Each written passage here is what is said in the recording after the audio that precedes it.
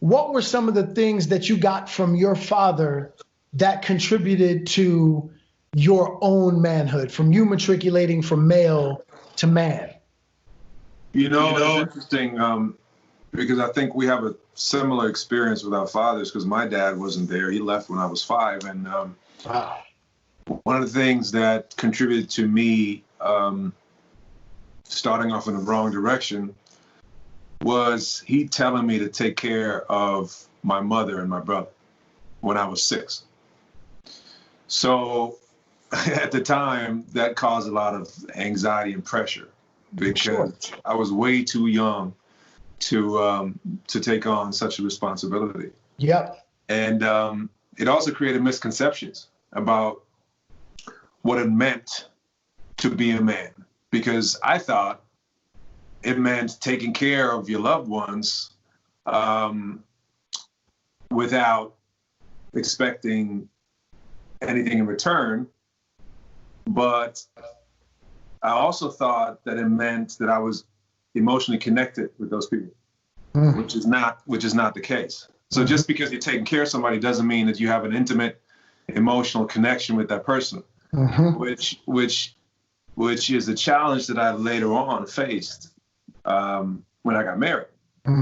Because I thought, look, if I'm paying the bills, I'm taking care of you, I'm on the roof hammering away and fixing stuff and doing everything. What do you want from me?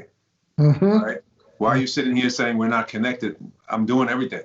Right. So it caused a lot of confusion in me, also as a young adult, because I just had no idea what it really meant to be a man and stepping into your manhood and standing in your authentic self, and then slowly finding your purpose as a man, and then utilizing that purpose to help and serve others.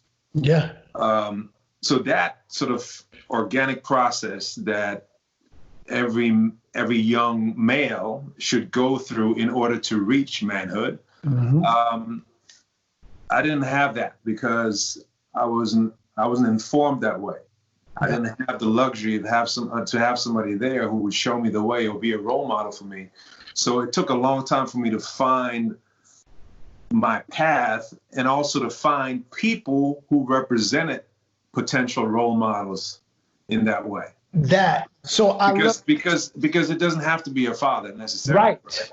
Absolutely. It could be any man who gives you a validation and attention, even if it's just for 2 minutes. That's right.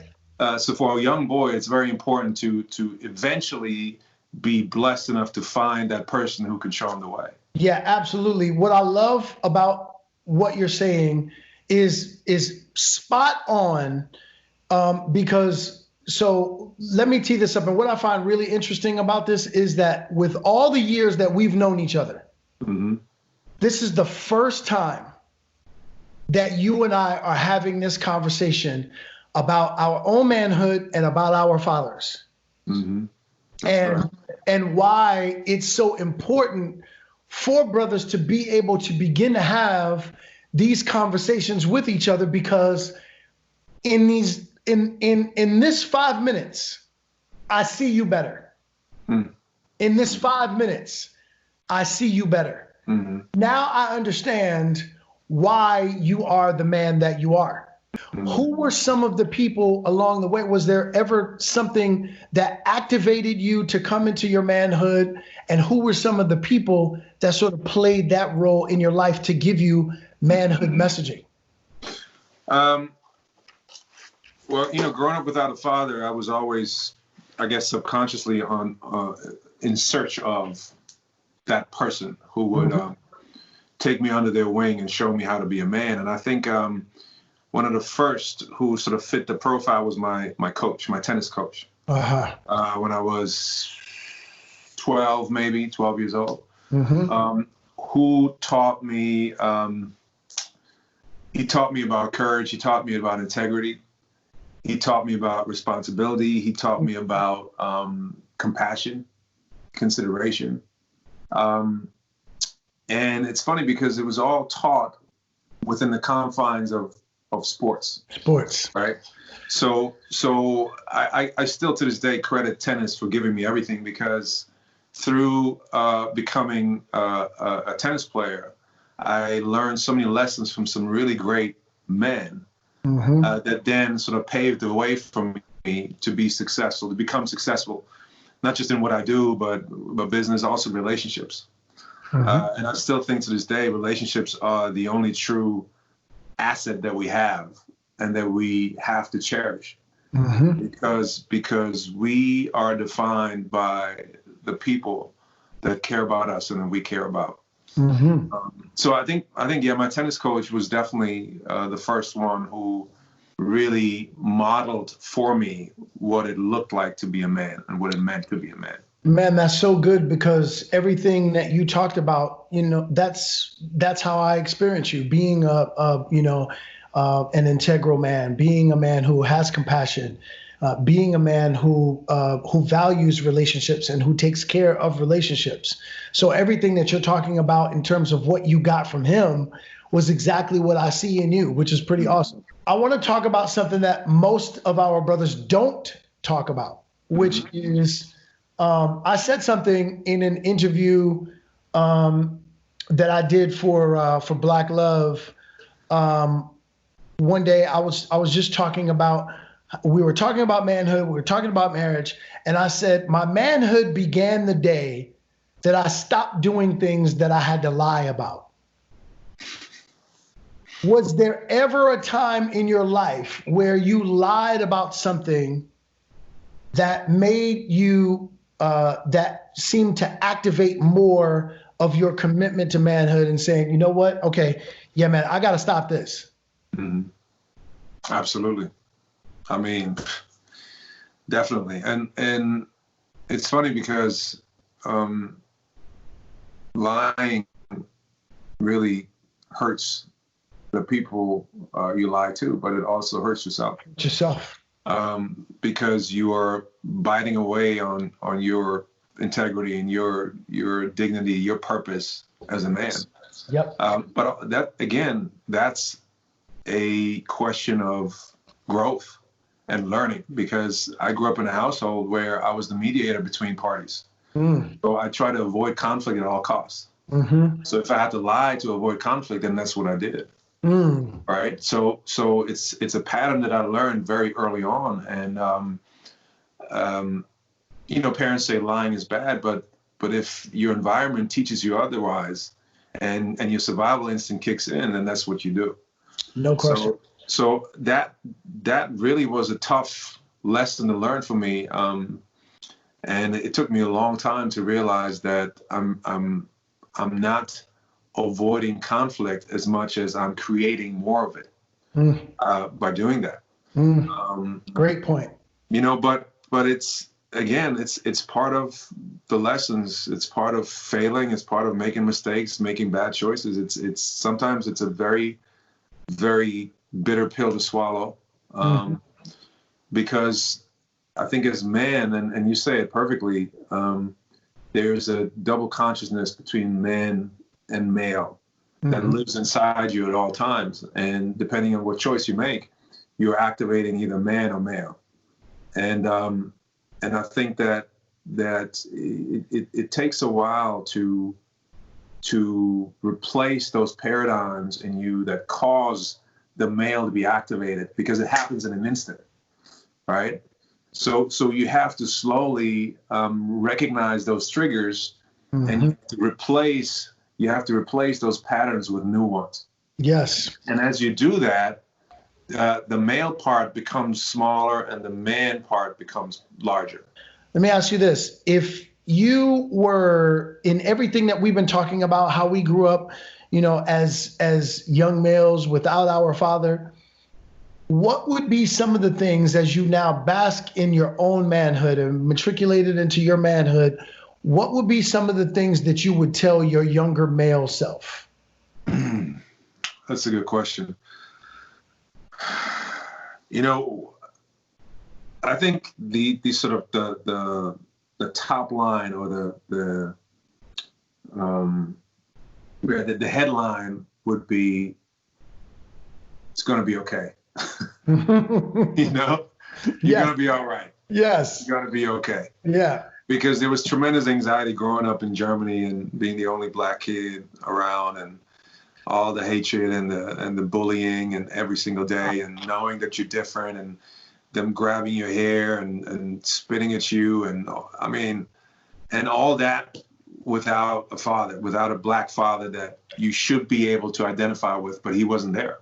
Right. So to walk through that hell, really at times I didn't know where my place was. I didn't know if there was a place at all. Right. So I think I would just calm myself down, and I would just say, stay your course, learn from everybody.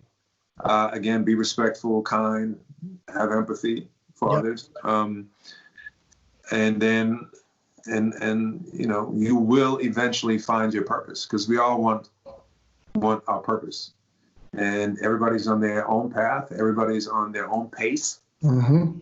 And what's made it so difficult on young kids right now is that the Instagram or social media has fed them so much imagery that's wrong and it's not real, and it's put so much anxiety and pressure on them to adhere to these